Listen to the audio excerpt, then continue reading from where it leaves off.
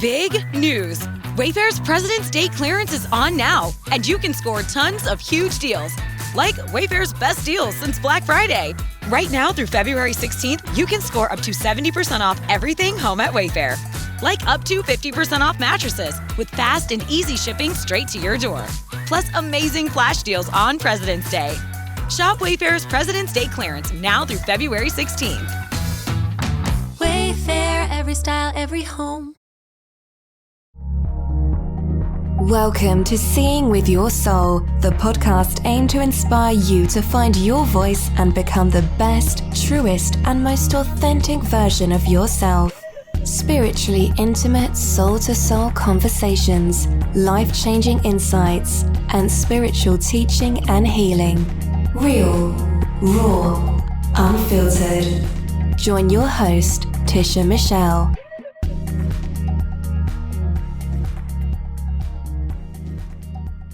The lesson was painful. I'm grateful that I experienced it.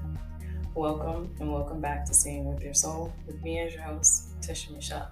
So over here, I like to get started with expressing some gratitude.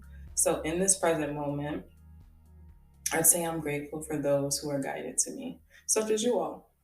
So I'm very intentional with my intentions. And yes, that does make sense. I accepted that before I incarnated here, my gifts were chosen. And in connecting with my higher source, I remember saying, I'm willing to take on the responsibility of being the conduit and delivering the messages, and to even show up when needed, when my ego and my human self may be questioning it. However, put me in the path and those in my path that are seeking and finding and ready to consciously evolve. And for that, people are guided to me in such a beautiful way. And I don't have to convince anybody of anything because honestly, that's not my purpose. And I'm not in the business to be trying to convince anybody of anything, right? So to my listeners, to my clients, to those who vibe on social media with me, to the unexpected conversations I have with people, the things that are random but aren't really random, I say thank you. Thank you for trusting in me. Thank you for being open to another voice and another perspective. Thank you for listening to the whispers that guided you to me. And those whispers sound different to everyone. But most importantly, thank you for trusting in yourself. So now your turn. Unless you are driving, I want you to go ahead and close your eyes. We're just going to get grounded. And now I want you to take a nice deep breath and just breathe in through your nose and out through your mouth. Let's do it again. Another nice deep breath, breathing in through your nose and out through your mouth. One more. Let's take a nice deep breath, breathing in through your nose and out through your mouth. Yes, a little grounding. All right, so what are you guys grateful for?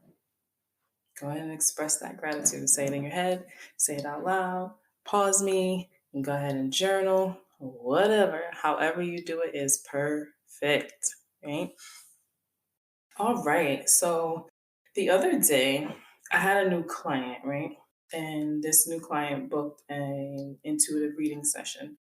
And as per every, initial session I have with someone, I give my whole, pre-talk and I say, I just go through the whole, what to expect and all of that good stuff. And then when I get done with that, I say, okay, so based off of that, what I just said, the pre-talk, do you have any questions? Well, this particular client said yes. And I was like, okay, go ahead, shoot.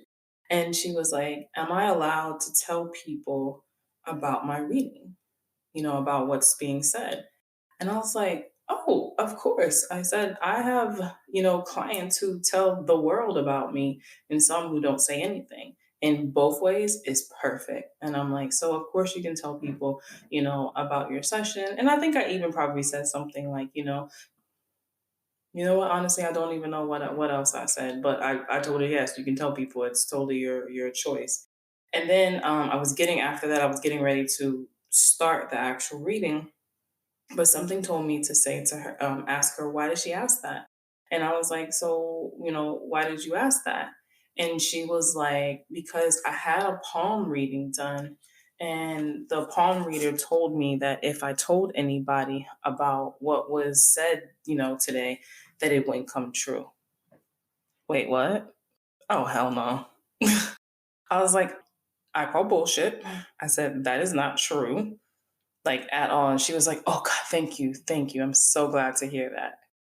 And I'm like, okay, this is a problem. And I don't ever want to talk about another person's profession or someone that does the same thing that I do and I don't read palms, but and say like, oh, you shouldn't do it like this or you should do it like that. I don't want to do that because who's to say someone's right and who's to say someone's wrong? However, what I do know is that we should not be pumping fear into another person, right? That's a big no-no, right? So I don't even know how long before when she had this palm reading, but the whole time she probably wanted to express it and talk about whatever came up, but there was that fear that if she did, then the things that came up wouldn't come true. And I don't think that that's cool, right? I feel like that gives like a bad reputation to people who are in, the air quotes, the woo woo stuff, right?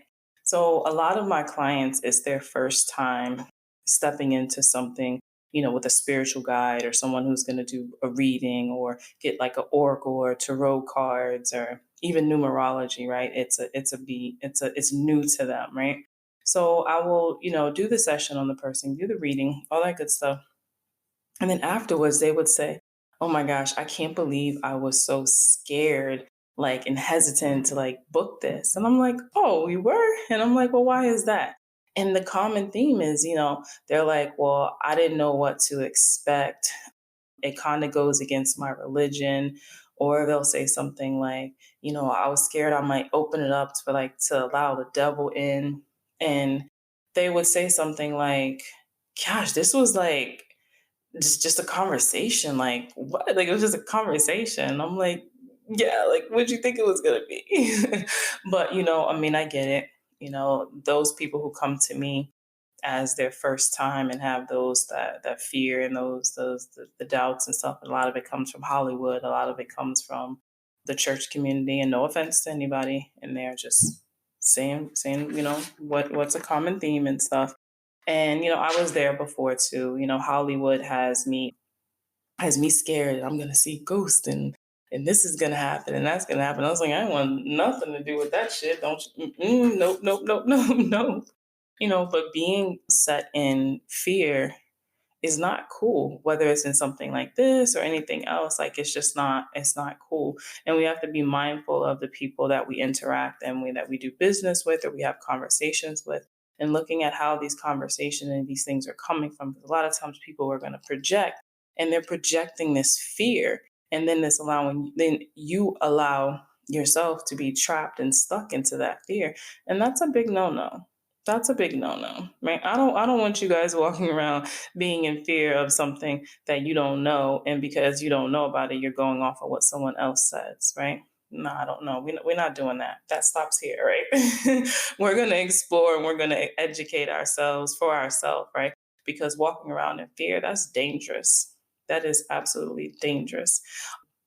All right, so what I wanted to talk to was just about the myth. So I asked we sent out like a survey of just asking people like when it comes to like spirituality or like the woo woo stuff, like what are some of the things that you've heard and you don't really know if this is like per se true or whatnot. So this was like kind of like collective. So I wanted to talk to you about some of them. So the first one, these are in no particular order. And the first one was you have to give away all of your possessions to be spiritual. Say what? It's like, the whole minimalist thing. And I think that's dope. And, I think that's dope. But you don't have to do that and give away all of your stuff so you can say like, oh, I'm spiritual and stuff. But you can have a big ass mansion, like a dope ass crib with mad cars and still be spiritual. Like, what the fuck? I've heard that before too. I've heard that before too. Not just from what the feedback I got from people, but I don't even remember where, but I've heard that too. It's like, the more spiritual you are, the less that you have. I believe that that's just a choice and that's just a preference. Do I believe that we have to have a lot of materialistic things in order to, you know, be alive and continue on this journey? Nah. Do I think sometimes less is more? Yes, of course. But it's also a preference and it doesn't make you more spiritual than another person. The second thing is you have to believe that everything is love and light. Excuse me. I call bullshit. Bullshit on that. If everything was love and light, why would we need to evolve and grow? Right? So whenever I say something, whether even it's on this podcast or it's in a message, or maybe like I'll comment on somebody's post and I'll say something like, sending you love and light, I absolutely mean that. But my intention is also for that light to shine on the darkness so that you can heal.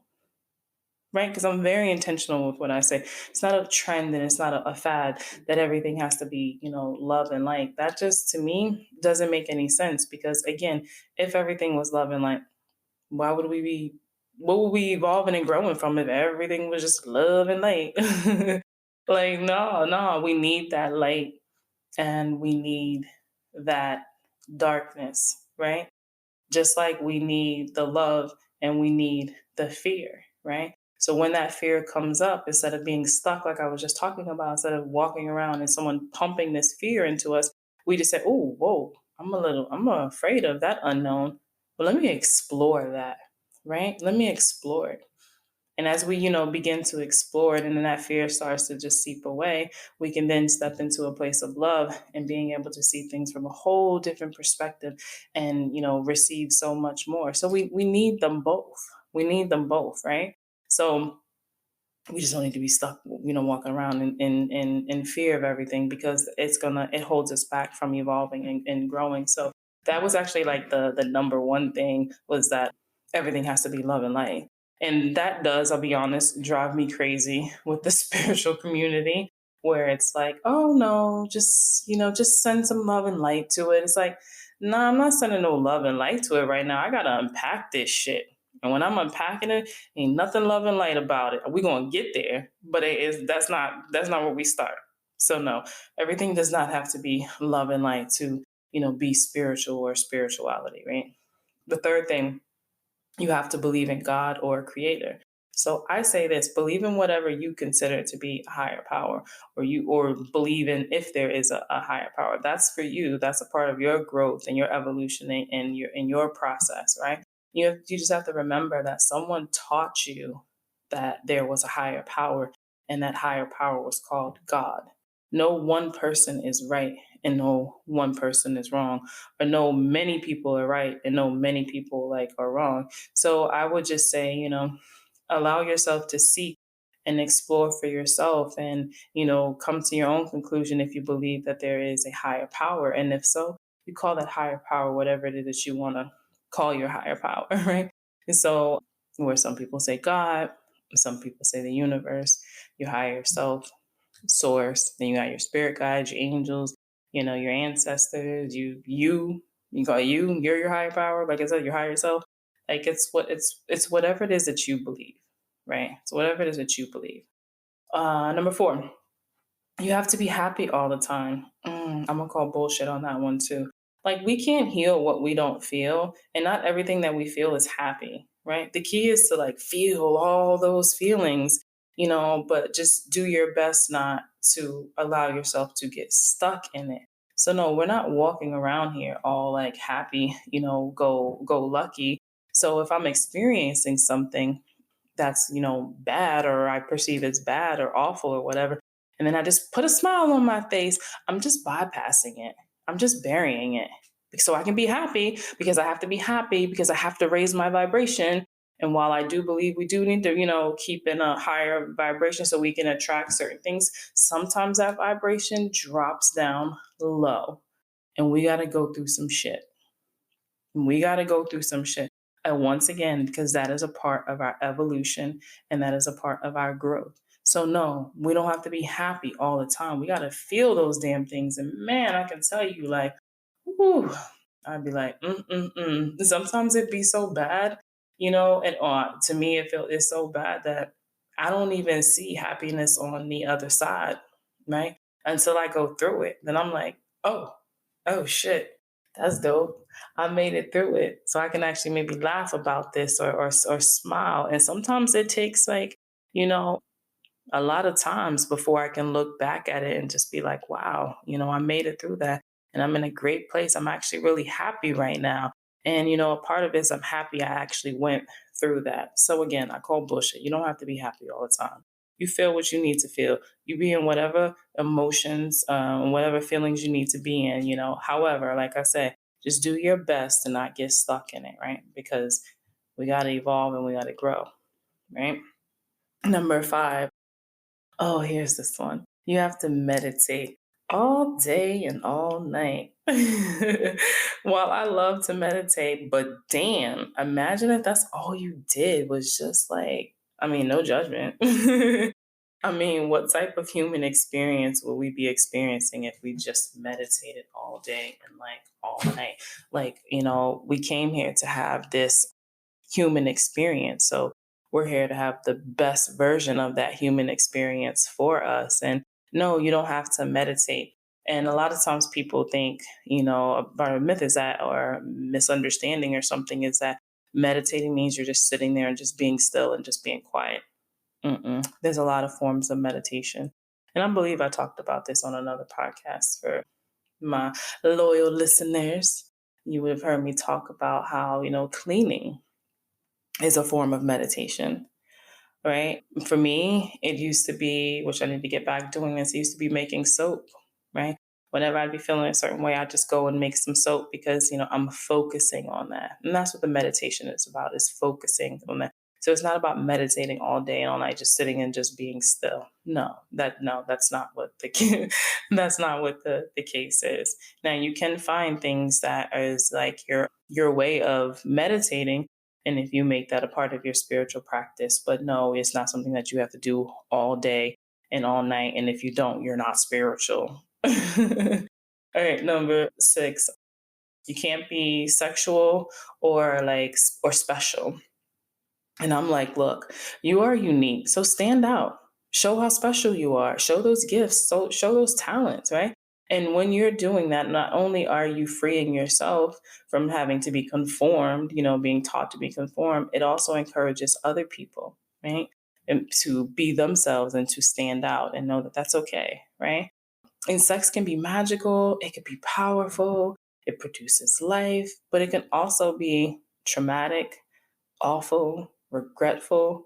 Either way, it's an experience that's part of your evolution and growth, right? So I've heard people say this, like, there's no way she could be like spiritual. Like I've seen her with like, post about like energy and crystals and stuff, but then I'm seeing her, twerking, and then I'm seeing, her, she's talking about this, and I'm like, what are y'all fucking talking about? I'm like, that doesn't make a person not spiritual because they like to have sex, right? That's a part of their growth. It's a part of what they're here to learn from. Maybe they're sleeping with multiple people. Doesn't mean that they're not spiritual. It means that the root of what's leading them to do that is a part of the lesson that they came here to learn. And that's just what that is, right? Number 7, you have to be perfect. You have to be a saint. Once again, Tisha Michelle is gonna call bullshit on that. Like, what? How you gotta be perfect and you have to be a saint? Like, I don't curse and I don't do this, and that's cool. Do your thing, but that doesn't make you better than the next person. So no, you don't have to be like, oh, because I'm going into my spirituality and I'm on this spiritual path, so now I'm gonna stop cursing and I'm not gonna do this. I'm not gonna jaywalk and I'm not gonna yell, and I'm not gonna lie, and I'm not gonna do any of these things because then I wouldn't be spiritual. No, if you choose to go that path, choose that path because that's what you feel is a part of your truth. That's what you feel is a part of your growth and like your desire, and you just don't want to do that. But don't feel like you have to be perfect or you have to be, a saint to be, spiritual. No, that's not. I remember somebody said that to me. Well, I don't know if they sent me a message or something, but they were like, "That's so wild." It was like, you don't look like you're spiritual." And I'm like, what does that mean? Like, should I be offended or something? But I'm like, that's interesting. Like, you don't look like you're spiritual. And I'm like, oh. And I think what that was, there's a lot of people who wear a lot of headgear, like the jewelry and things to highlight their third eye, and nothing is wrong with any of that. I think that's beautiful. Yeah. But not but however, it puts this myth out there that that's, you're spiritual if you're in the, bohemian dresses and the white cloths around you and just the free flowing like a hippie, and that's you being spiritual. So if you don't look like that, then you're not spiritual. So when that person said that, I was like, what? But I mean, I get it. That's something that's being put out there, right? But I'm very practical, and my teachings is very practical, right? So, and I've gotten that feedback from so many people where they've thanked me from, speaking and teaching something in such an easy, practical way for them to understand. And once I started hearing that a lot from different people, I said, oh, okay, there's a theme right there. And then I realized that was a part of my gifts, is that, is taking creating the heaven on earth and being able to merge just the spirituality with practicality, so people can understand it and it doesn't feel foreign to them. It doesn't feel like it's something more that's a structure in this process that they have to do. And it's just like, nah, let me tell you what this is like. And you already know, if you've been listening to me for a while, like I'm just me, right? And I'm going to say it as practical as possible. I'm going to give, examples that's relatable and all, because there's no particular way that you speak or you teach or you say things that makes you, spiritual, right? I just feel like, people just be selling this myth of what, spirituality, is, or they're selling this myth of the woo-woo stuff. And a lot of people fall for it and they don't allow themselves to come to conclusions on their own, So here's the deal. Everything is spiritual. This is your incarnation, and you get to choose how to experience it. So don't let anyone sell you a myth or pump you up with fear, that stops you from living the life that you desire, living the life that you want, living the life that you feel like you need, and just plain living.